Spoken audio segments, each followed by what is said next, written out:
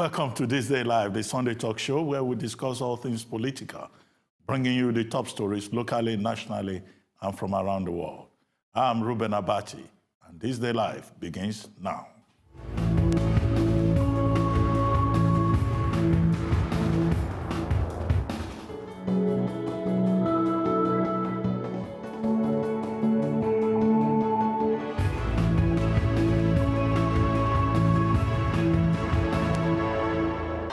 I'm Ruben Abati, your host for This Day Live, the Sunday talk show.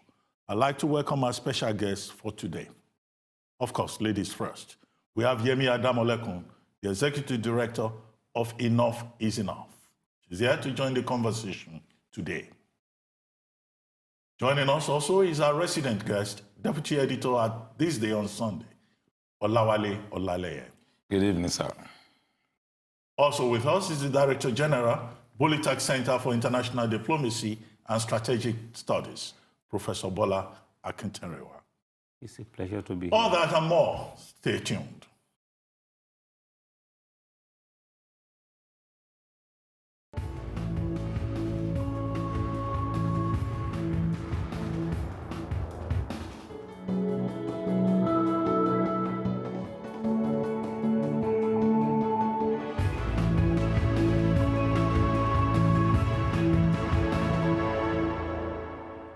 Welcome to all of you, and thank you for joining us. We have quite a bit to talk about today, so let's get right into it with the top stories of the week. Wale, you usually give us a rundown. What's been happening? Good evening, everyone. It's been an interesting week, especially that the week climaxed with the National Convention, elective convention of the PDP. And to the shock of a few, not many, quite surprisingly, Prince Uche Secondus emerged from South, in Rivers State.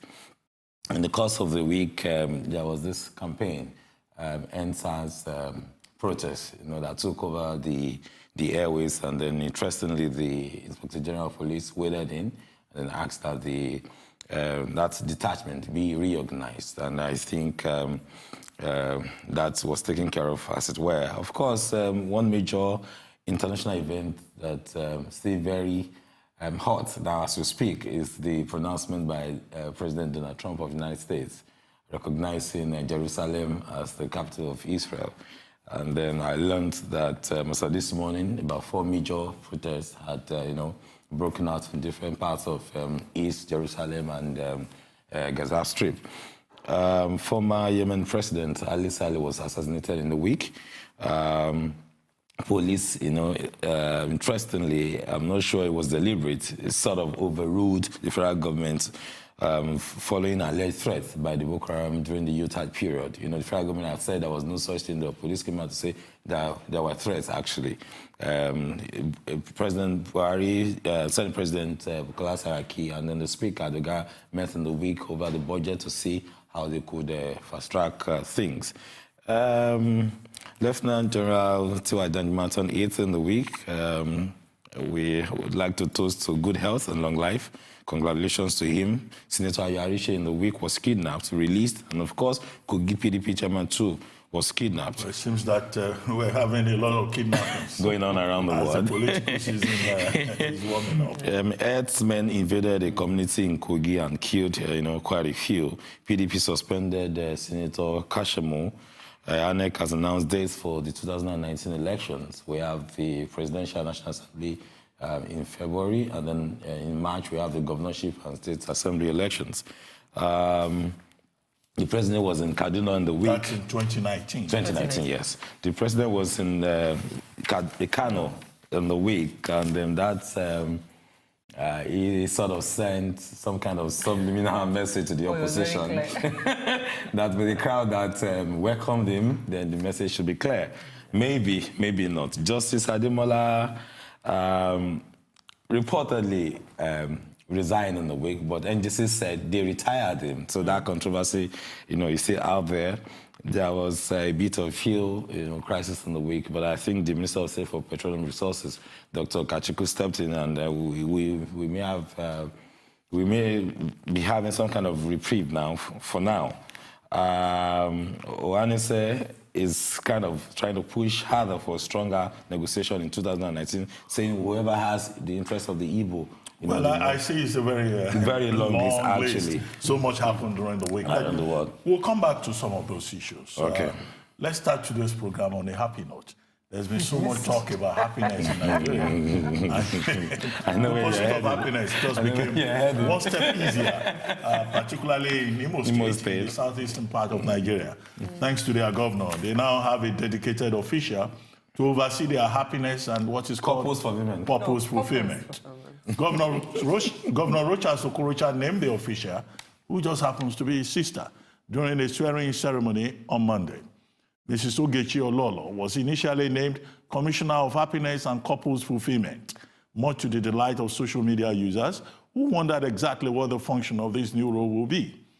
A day later, the governor's office issued a correction to say that the correct title will be Supervisory Commissioner for Happiness and Purpose Fulfillment. Full details on what she will do in the role are yet to emerge, but another aide to the governor issued a statement that the ministry will guide ministries and departments on what they must do to guarantee the citizens' happiness and contribute better to the society. The appointment itself has been met with ridicule and laughter on social media sites as Nigerians weighed in on what the role actually means and the ethics of the governor appointing his own sister to the role. Okorocha is known, of course, for his grand gestures. Recently, he unveiled a series of statues honoring world leaders, including Africa's first female president, Ellen Johnson Sirleaf, and South African President Jacob Zuma. And he also proposed a budget of about 131 billion naira, the equivalent of about $360 million for Imo State, with more than 77% of this budget to be sourced from federal allocations. But maybe taking the time to consider the happiness of our citizens isn't such a bad idea. Other countries, including the United Arab Emirates and Venezuela, have appointed ministers for happiness. Why should Nigeria not also do so? After all, Nigeria has been ranked among the happiest places in the world, despite widespread unrest, political crisis, and recession. Should we not be applauding Governor Okorocha of Imo State for taking a proactive measure to ensure a state of happiness? Or is this just another one of his grand gestures, full of ulterior motives and money that will not be well spent? Panel, what's everyone's take? Let me start with you, Yemi. Well, she's happy. I'm yes. But I think, honestly, Governor Okorocha's sort of take on governance, it's really, for me, been quite baffling over the last 7 years. And the capacity of Imo residents to really endure, if I want to use that word. So all in the last 3 months, as you've said, he's done the statues. Now we have this position in a state that has not paid pensioners for, I believe, 14 months. And not only that, he basically blackmailed them, I'll use that word, quite a strong word, but I will use that word, into signing off their pension by saying that he would pay them, they're signing off, if I'm not mistaken, 40% of it, and that he'll pay them the 60%. And of that he promised to pay, their checks have bounced. So you have pensioners in a state who are unable... That's an offense. Well, of course, yes. They haven't, yeah. Well, the law says you can't issue Dutch checks. Well, let's take it up with the governor. But the governor has immunity. There you go. So he's free to do as he wishes. Dutch checks. So he gives that to pensioners who have served the state of Imo. They've given the best years of their lives, and now they should be resting. They can't, I mean, and I don't know the numbers off the top of my head, but there are numbers of people who have died because they just don't have the resources to take care of themselves. Yet you then appoint your blood sister as a commissioner for happiness. If you actually paid pensioners, I guarantee you they'll be quite happy. Well, but I mean, this moral point about his sister being appointed, is there anything wrong with that, Wale? After all, even in the United States, you have President Trump appointing his son-in-law, his son, the same kind his of daughter. outcry. I don't have problems with whoever is appointed into what position, for as long as the person is qualified to be there. I mean, merit is what I would support any day, anytime. But I think Yemi has rather situated this debate in the very correct context. But what I disagree with, especially is when people try to draw inferences or some kind of silly comparison with what happens elsewhere. Okorocha is still struggling with rudimentary governance. And then you're talking about, copying those who had advanced in every way possible, in making life much more, better for their people. I think it's an unfortunate situation in Imo State. How they got into this trap, I don't know. But I am just hoping and praying for them that someday they will step out of this unfortunate scenario. Well, Prof, happiness is not a laughing matter. It's a serious matter. And I'm actually quoting the Minister for Happiness of the United Arab Emirates. And you can Google it. It's there online. Now, but Nigerians are laughing at this thing. Isn't the governor of Imo being innovative? Because something new always comes out of Imo State. You see, I think Yemi rightly pointed out the critical problem with which the governor is faced. That is, means, if you have not paid pension, why will you be contemplating appointment of a commissioner that will require additional payment? That logic is quite tenable. Wale is also right in the way he's looking at that. But I think that I am likely to pitch my tent with your argument that, look, whenever anyone comes out with new idea, it is the style of the Nigerian to make a jest of it. They ridicule it, all right? They laugh.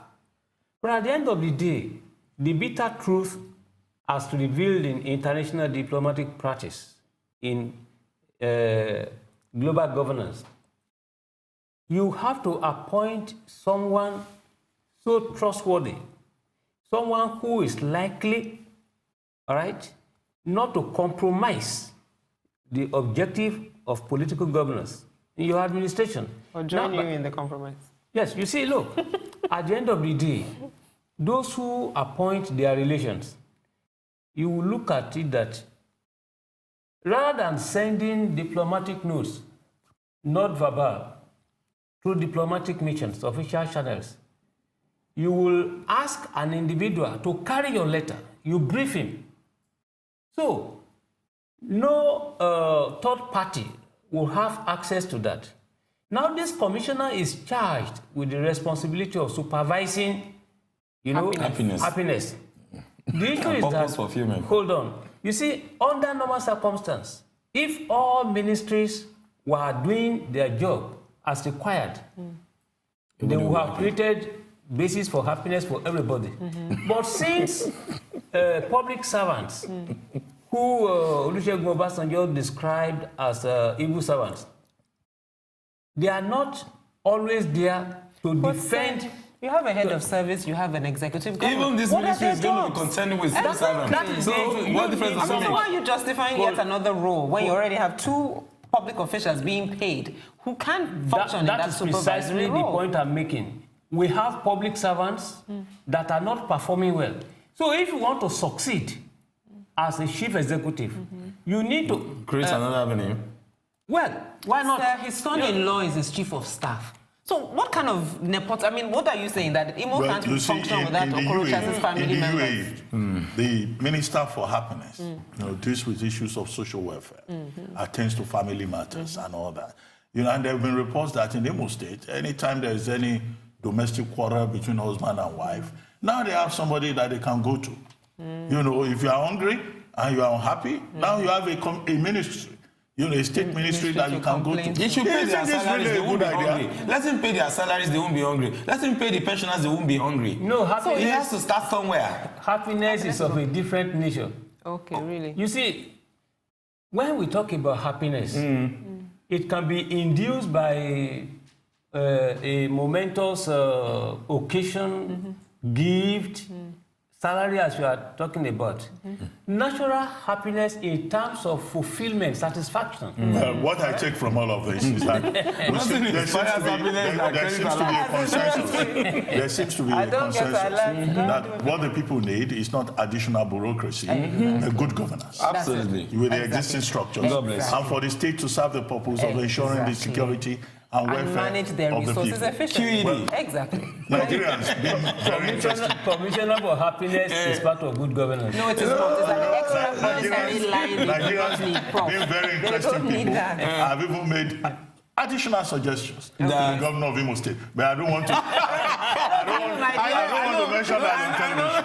I don't want to. You know. Okay. I won't mention that. Well, let's go to the PDP convention. The main opposition party, the People's Democratic Party, PDP, now has 21 new national officers that will pilot its affairs in the next 4 years.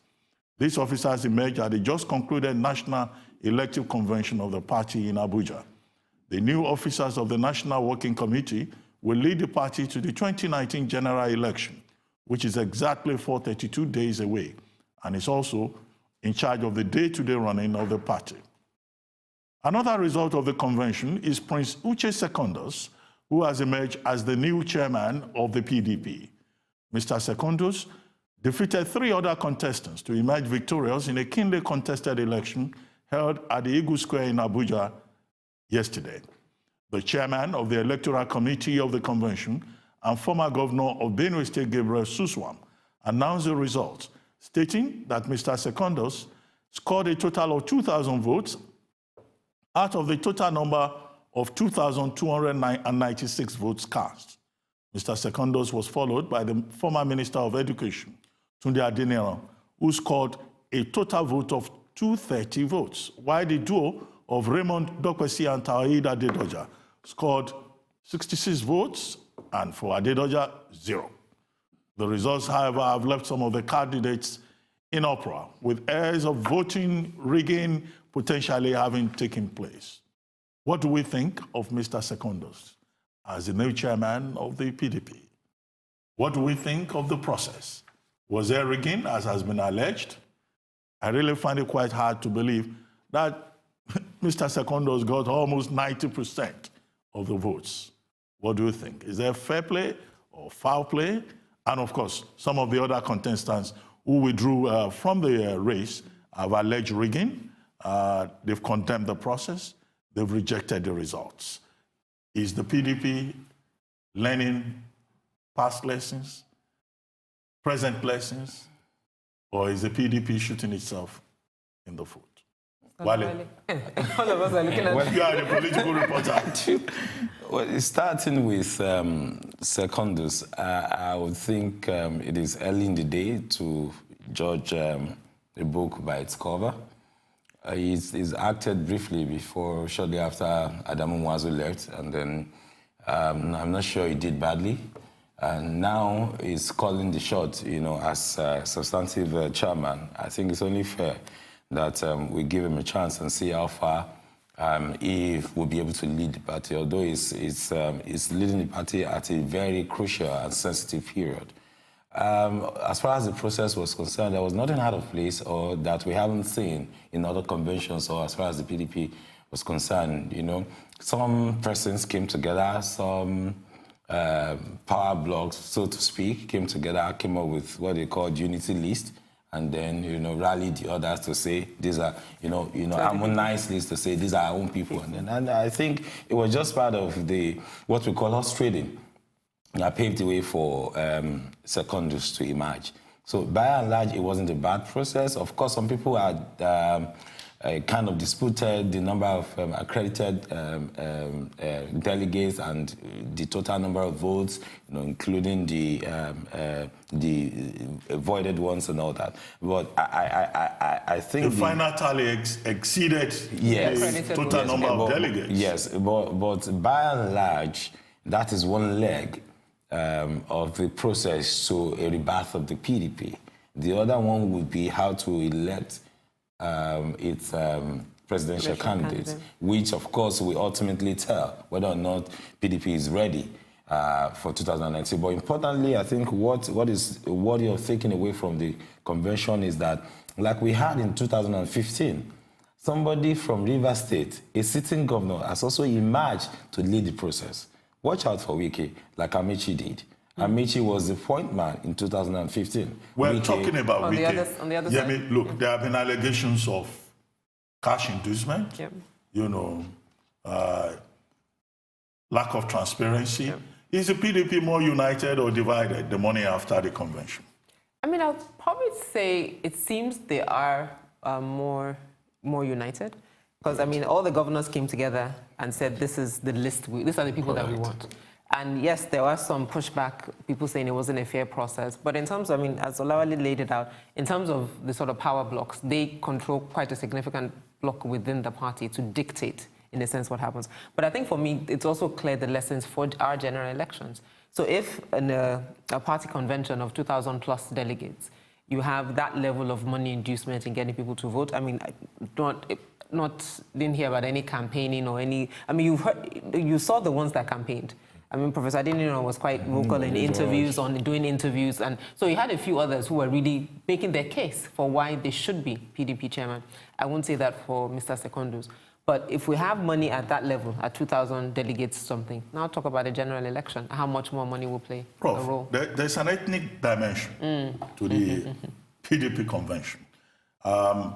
Before the voting began, one of the candidates from the Southwest, Chief Olabode George, he issued a statement saying that the micro-zoning principle on the basis of which that convention was meant to be held and the zoning of the chairmanship to the Southwest have been violated.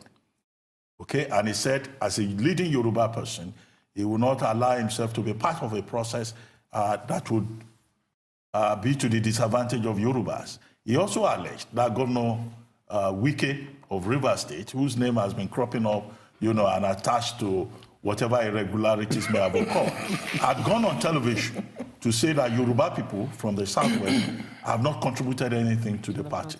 What's your take on this, on zoning and this ethnicization of the PDP convention? Yeah, you see, there are three issues in one. First of all, my opinion on the election is that there is a scientific fraud in it. And whatever, or whichever way we want to look at it, I do not think that we can rightly argue that the PDP is more united. When we use the word more, qualify united, it assumes that there is unity already. Then the issue, the question, which Yemi responded to is the unity more than before? All right. So that in itself is very controversial. The parameters, okay, the dynamics of that unity we need to establish. Now the second issue there, why I argue that there is a scientific fraud is that the voting style introduced is what we call the list voting in political science. The voting is not for individuals, whereby you vote for Yemi, I vote for Wale. The issue now is that you come up with a list. Now, on the list, you precise who is the chairman, who is the secretary, who is the financial secretary. Now, your own preferential candidate, you know, the candidature of, say, Sogondos or Adenira or Dokwesi, now necessarily comes into competition with other names there. So whether you like all the candidates on the list or not, you are voting for the list. Now the issue is that Dokwesi argued... It wasn't as if that list was officially adopted. Exactly. It wasn't an officially adopted It was just an understanding. Yeah. It was just an understanding. Yes. Look, understand. And you may be lucky all your candidates are on the list. No. You can pick and choose as well. Dokwesi argued that his name was not on the list. As chairman, yes. It was not part of the unity list. So his own people, his own delegates could still go ahead and in a process. They voted for the list. No, let me rephrase it. In a process that's supposed to be open and transparent. Precisely. Should there have been a list No. imposed on the people? No. No, it wasn't imposed. And orchestrated? No, it wasn't imposed. No, if you read the details, what was said was that every name on that list was the first name during the voting. And it was as if the people had been programmed to just choose those people. There was no need for that convention in the first place. If That If was that the was the process. procedure. Why didn't the convention just ratify that list? The list is not the problem. And The problem PDP, is the motivation. It's the money. And the people, exactly. They have been paid to do that. They've agreed in collective. Hold on. But If it that's is true that they've been paid to vote those names. That's all. Hold on. We were not giving money. We were not there. So if the rumors are actually true, We are following the reports. exactly, We that are the following the delegates, reports. the Yes. delegates were induced financially. It was a trade. I give you X, you give me Y. So I think any sort of discussion around should they have voted, not voted, just went in line with the agreement for what you got. But in any Anyway, case, the key issue that has been raised is about internal democracy within the PDP. Exactly. And the lack of internal democracy Within our parties. within our political parties is a major problem and challenge for Nigerian but you democracy. see, the issue raised by Bode George is pertinent, is there. There's no way there wouldn't be ethnic dimension to it. The belief was that, look, the chairmanship will be zoned Southwest. to Southwest. And on that basis, he relied. Hold on, I'm coming. Look, let's look at it chronologically. Is there? Okay. The NWC said Yes. it will be zoned to the south. So some people came up in the south, the southeast, southwest, and said, "Okay, let us take it." But others disagreed. Anyway. So it was not recognized by the national leadership of the party. We'll keep but It was watching. an understanding by a small clique. We'll keep watching the situation in the PDP and in the other 14 political months. parties. It looks like the game is already on. Oh, most definitely. The countdown is on 14 towards 2019. Yeah. It's time now for a short break here on This Day Live, the Sunday talk show. But do stay tuned. When we return, we'll have the latest on Trump, President Trump of the United States, and his declaration of Jerusalem as the capital of Israel, as well as updates from President Buhari's recent trip to Kano. Don't go away.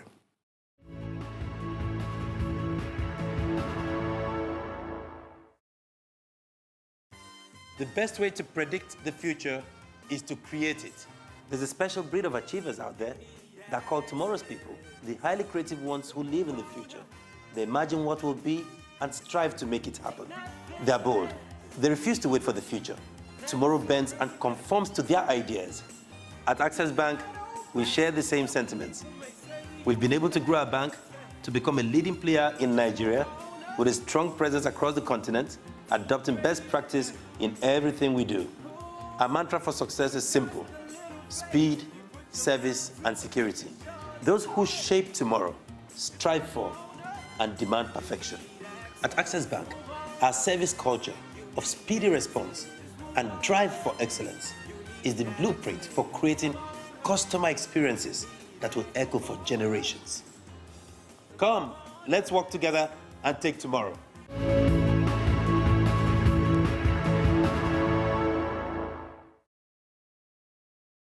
Welcome back to This Day Live, the Sunday talk show here on the Arise News channel. President Donald Trump, has shown in his short time as President of the United States that he will take any opportunity to go against what his predecessors have done, regardless of whether it might improve the situation or not. His unilateral decisions on healthcare, taxation, immigration, and now the Middle East have been taken without informed advice or any understanding of the likely consequences. To say, as Trump does, that recognizing Jerusalem as the capital of Israel is furthering the peace process is as diverse from popular thinking as saying that pouring petrol on a smoldering fire will put it out. Fortunately, the countries that agree with his action can be counted on the thumb of one small hand. He faces unanimous condemnation from statesmen and politicians who, unlike him, know more about the Middle East than the inside of the gold-plated palaces of Saudi billionaires.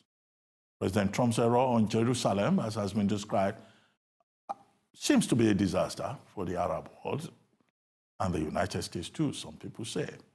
His decision to recognize Jerusalem as the capital of Israel and start the move to relocate the U.S. embassy goes against every UN resolution and the beliefs of every European state as well as the Arab countries, which he has been trying to cultivate in the last 6 months or more. President Trump risked uniting the entire Arab world against the United States. While the decision has no legal effect, it deepens tension, ignites anger, and threatens to plunge the region into more violence and chaos. Panel, what do you think prompted this decision? Is President Trump being strategic about something we just can't see yet? Or is this just another poorly thought out move? Prof, you wrote a whole column, a whole page on this subject in This Day today. Tearing it down. Yes, you see, we need to understand the strategic calculations of Donald Trump. His foreign policy, the conduct and management of United States foreign policy under Donald Trump is creating, problems, all right, as a means of getting relevant internationally. Really? Yes. The President of the United States needs to hustle for relevance? I will explain. You see, the United States has become an agent provocateur in international relations. That's it. You promote destabilization everywhere in order to get focused attention. That is, the declared foreign policy of the United States under Donald Trump is that we will make America great again. Now, you want to make America great by troubleshooting. By creating trouble. By creating problems. But internationally, isn't America already a superior power? Hold on. It's not sufficient to say it's a superior power. You see, the issue is that let an ant run into the nostril of an elephant. Then you now know that as big as the elephant is, the elephant will have a very serious problem. All right. A small fly, let it fly into the nose something. The factor being considered is that America is big and very powerful, but you have small powers that are more of irritants. All right. Now to come to the issue, to the question, what is responsible? The issue is that if you go back to the 1930s, the war in Manchuria in 1931 being the foundation, you will discover that Roosevelt, Delano, succeeded by Truman, they were faced with guerrilla warfare between the Arabs and the Israelis. Why? Because as agreed to, Weizmann in 1917 pleaded with the British to find a homeland for the Palestinians and for the Israelis. Now, what happened was that in the 1930s, the British, for I wouldn't know, but at least reasons of duplicity, now they were now trying to give favor to the Israelis more than the Palestinians. The Palestinians now, the Arabs now thought that, look, why? They kicked against that. The extent was that by 1946, 1947, when the guerrilla warfare was becoming a source of major problem for the British now asked the United Nations that had just been put in place to revoke its mandate on Palestine. You know, in 1922, Britain was given the mandate over Palestine. Now, the request that there should be homeland for the Palestinians and the Israelis meant partitioning Palestine into two. So, the request by the British was acceded to by United Nations. They revoked the mandate given to the British, and then they partitioned the land into two. The Arabs refused to take the land. In fact, they even said they will push the Israelis to the sea. Can we focus a bit more on the status of Jerusalem? No. The status of Jerusalem is as a result of that. Because when the Arabs refused to accept the partitioning, there was war in 1948. And then the Israelis were able to capture, they defeated them with the assistance of the United States.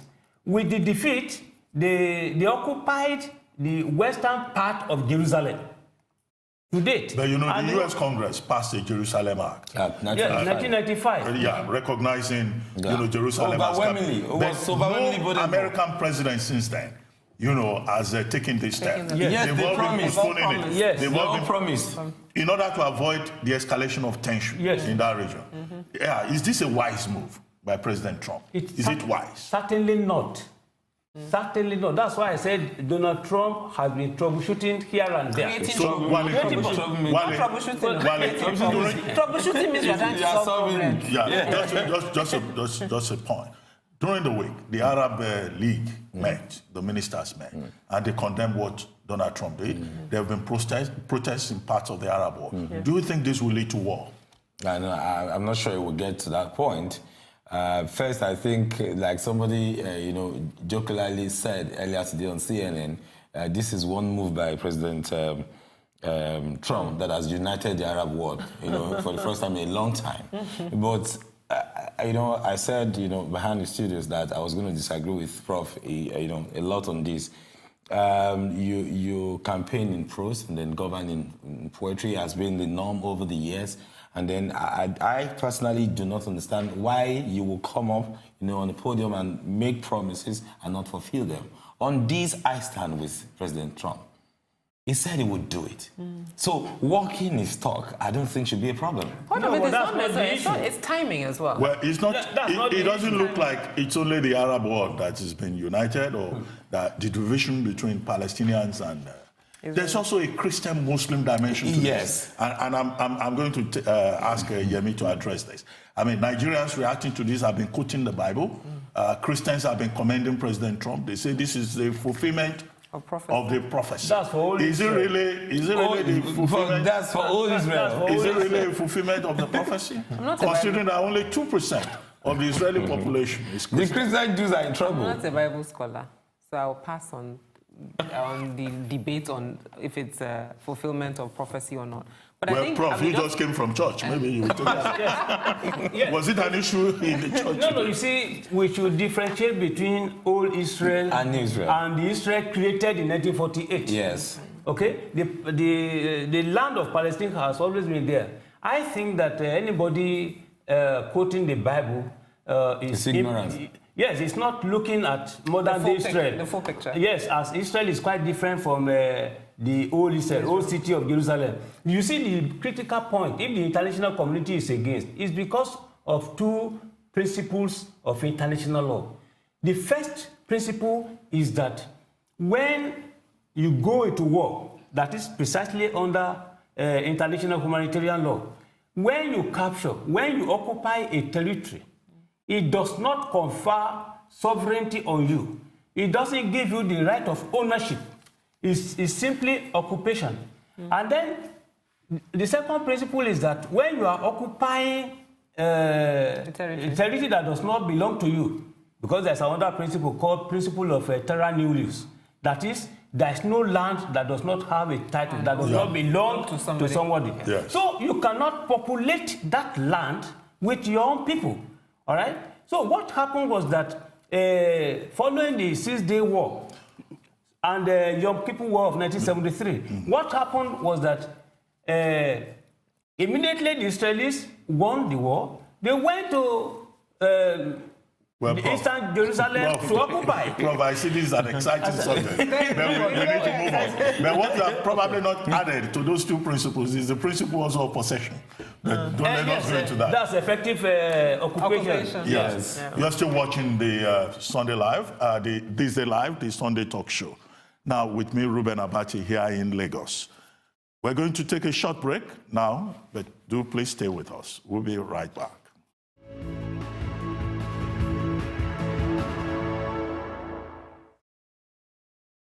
Thinking of banking in Africa? Then think Zenith, one of the biggest in Nigeria, with assets over $16 billion, listed among the 20 most influential brands in the world, and winner of Best Bank in Corporate Governance, the most customer-focused bank in Nigeria. A success built on 3 foundations dedicated to people, technology, service. Zenith Bank, in your best interest.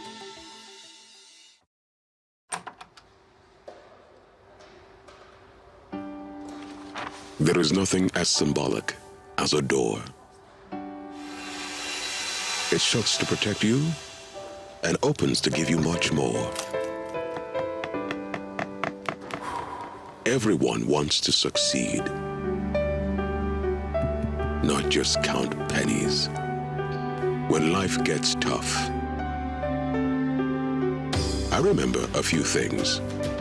Difficulty and struggles are part of what life brings.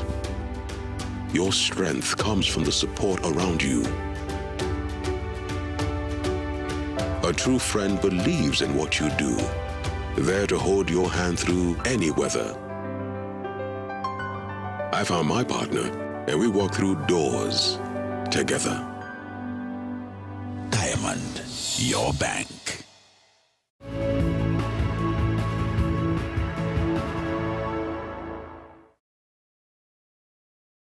Welcome back to This Day Live, the Sunday talk show here on the Arise News channel. Now, let's talk about President Buhari's visit to Kano. President Buhari arrived in Kano this past Wednesday for a 2-day official visit. Numerous placard-carrying supporters of the president were there to greet him, unofficially starting the electioneering campaign for his re-election in 2019.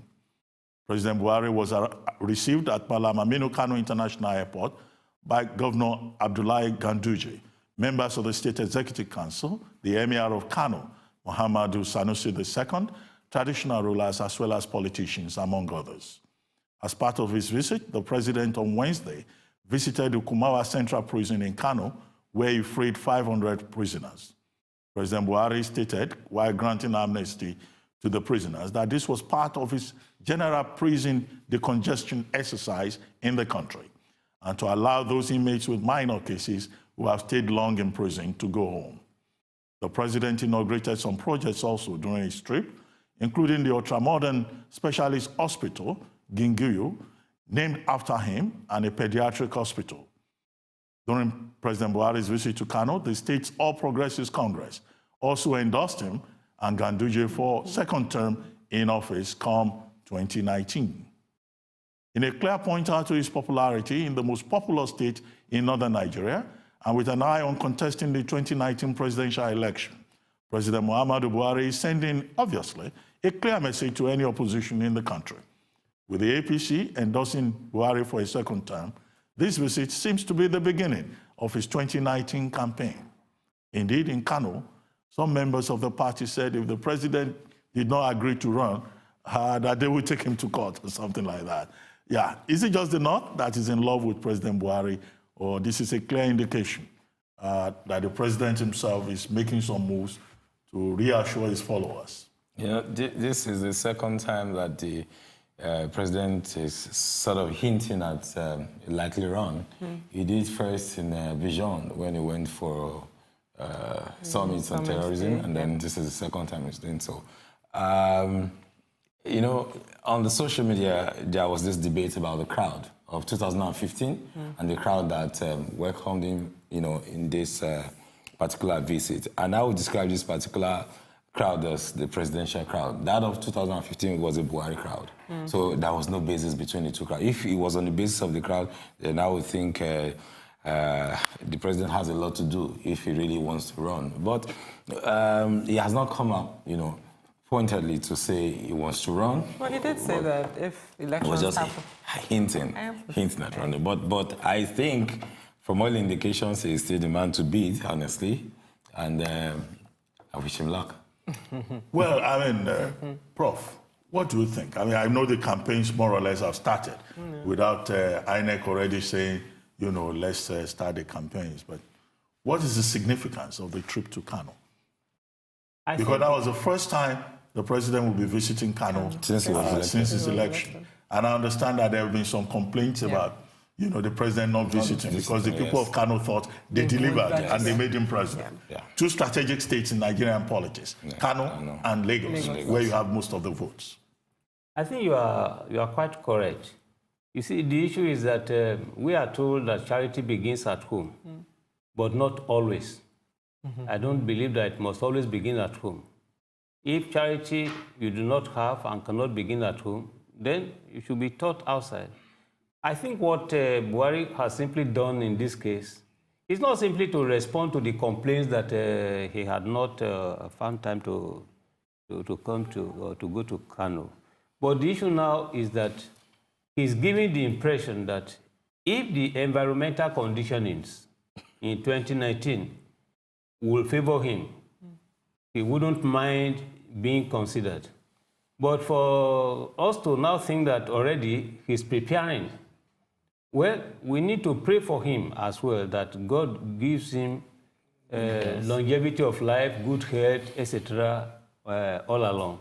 You see, for me, as of today, regardless of what statements his supporters may be making, the situational reality of 2019 shall determine, not by what you are doing as at now. It's not cumulative, you don't think? You're saying it's not cumulative? Like what you're doing now up to 2019? No, you see, there are different complaints.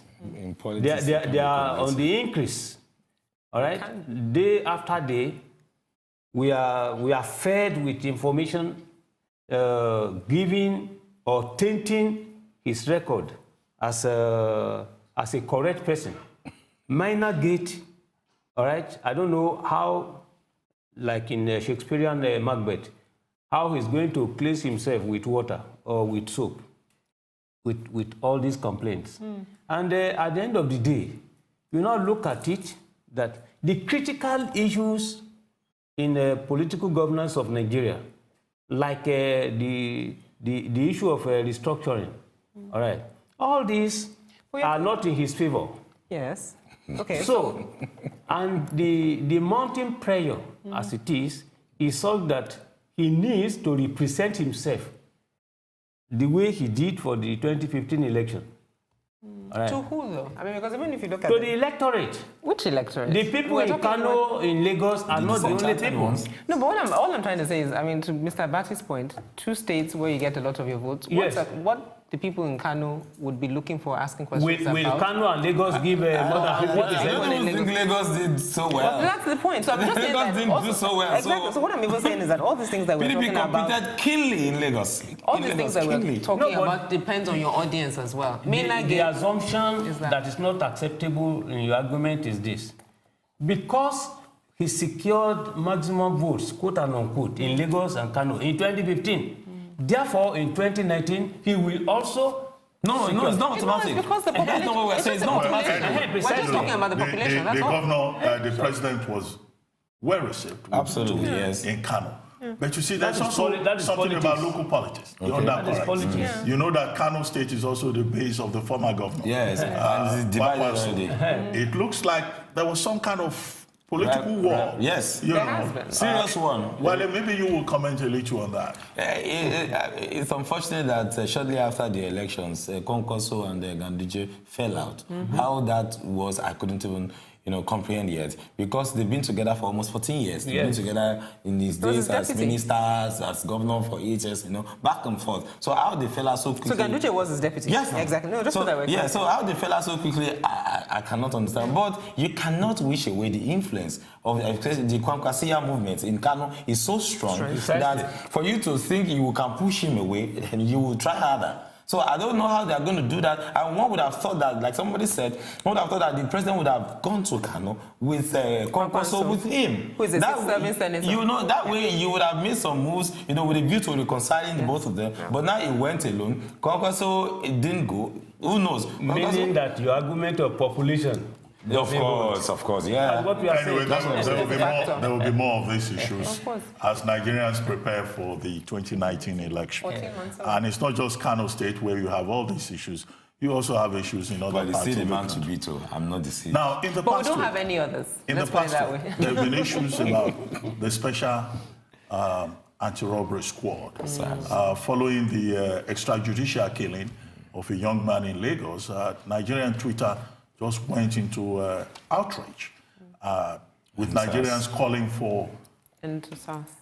the abandonment, or what word should I use? It was end. Yeah, the campaign was titled End SARS. Yeah. They wanted that unit of the Nigerian police to be scrapped. Yeah. And the Inspector General of Police eventually came forward to say that, look, SARS will be reorganized. And the people said, no, we're not asking for reorganization. We are not asking for reform. That, reports of extrajudicial killing by the Special Anti-Robbery Squad is an assault on the right of the average Nigerian to dignity. However, the police also said, first, that the people asking for the scrapping of that anti-robbery squad are armed robbers. Later they came around and also said that, look, if we scrap the Special Anti-Robbery Squad, then there will be a rise in the crime rate in the country. But clearly, there seems to be an issue with extrajudicial killing in Nigeria, particularly by our men in uniform. You run enough is enough. So Nigerians in the past week have been saying enough is enough.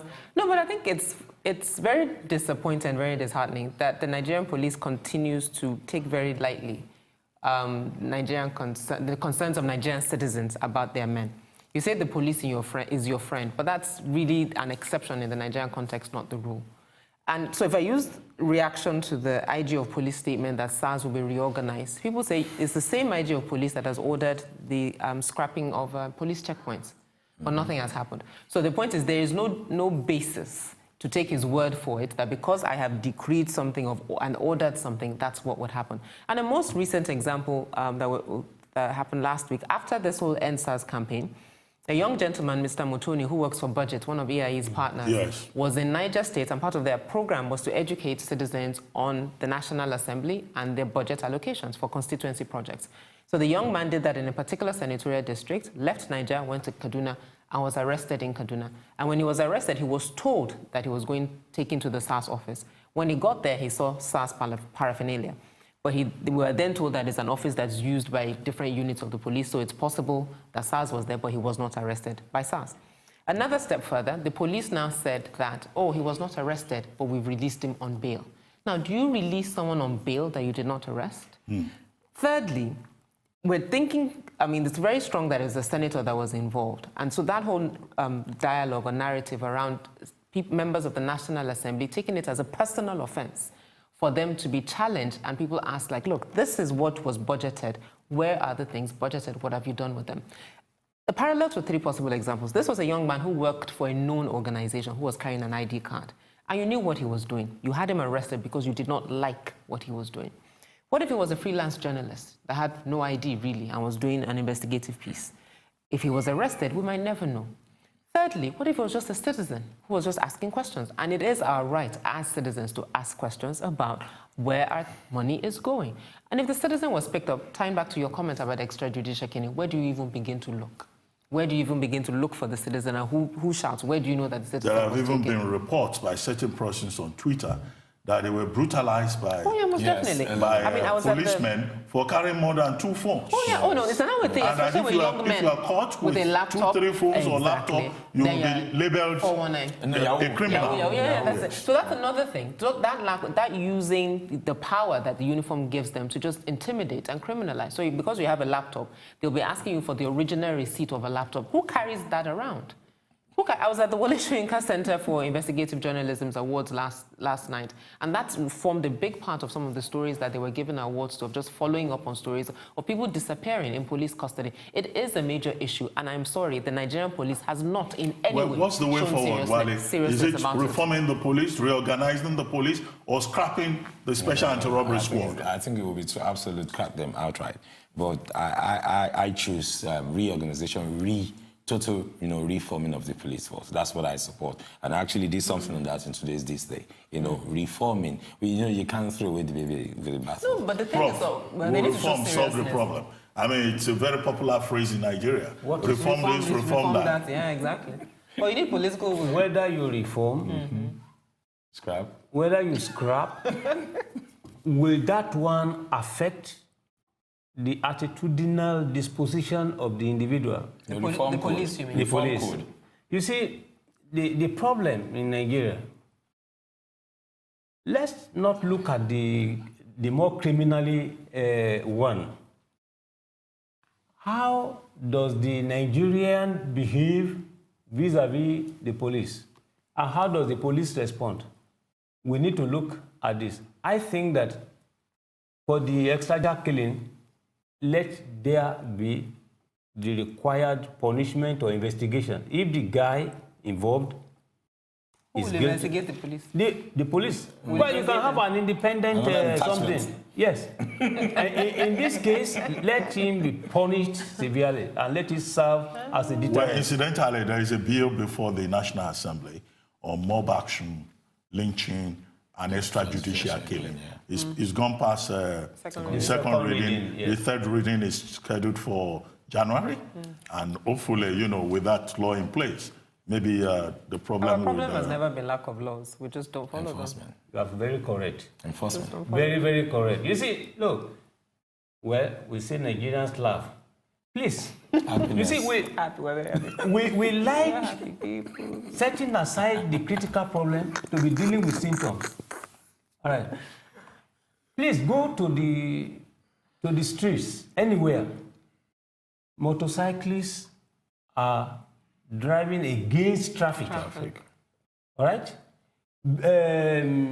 These Lagos State buses, BRT, all these commercial vehicles are also driving in the presence of the traffic officers. traffic wardens. Traffic wardens making way for them. Precisely. In some cases. So at the end of the day, we condone this, we keep quiet. So those who are supposed to enforce the law They are not. are the ones breaking the law. They're just looking away. confidence. They're not breaking it, just looking away. There's even a book on that subject, how government breaks the law. And when government breaks the law, you know, you've been watching. Required reading for this week. Well, we got to go. We've been watching This Day Live, the Sunday talk show here on Arise News. I'm Ruben Abati. From our panel here in Lagos, it's bye for now, and thank you very much for watching.